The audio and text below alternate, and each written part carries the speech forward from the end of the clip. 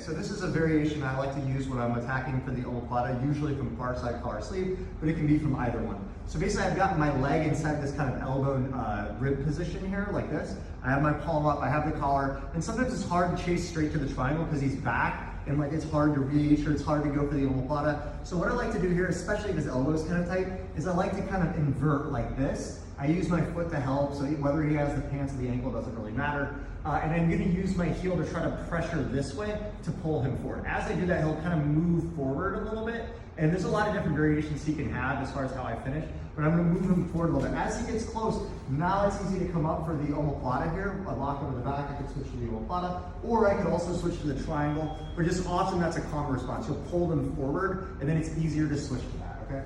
So I'm here, again, one more time, so he's back like this, his legs forward, right, like this, right? So I start to pull there, and then I come up like that. It's a really easy way to yank your way in. Even if he's on one knee up, right, so put this knee up, there we go, like this. Right here, he's got his elbow kind of tight, he's being difficult, like this. Look, I just want to make sure he doesn't grab my leg, so I try to hide that, palm up. Look, and I can just start pulling forward like this. Here, boom, I come right back into the triangle because it yanks me in really close. Another thing that can happen with this, go ahead and stand up, is you start to go into the position like this. Like I'm going to go to an omoplata and he steps over my head. The good thing about this position is when he steps over your head, because you're shallow with this omoplata, with the heel and the armpit, instead of going all the way through, it's really easy to rip him forward like this.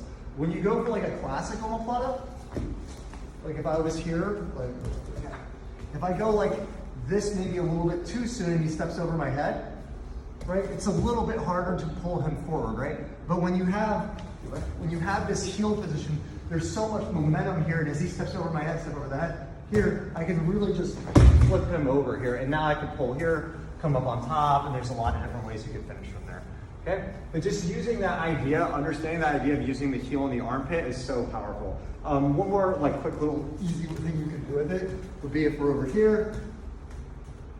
Sometimes I can use this with like a cross sleeve as well. So like if I was here, I could get this underhook and use this heel to kind of pull him forward to again switch up into like an omoplata. I could use this as well to pull him forward, and then I can start turning that into a matrix and then build off of that as well.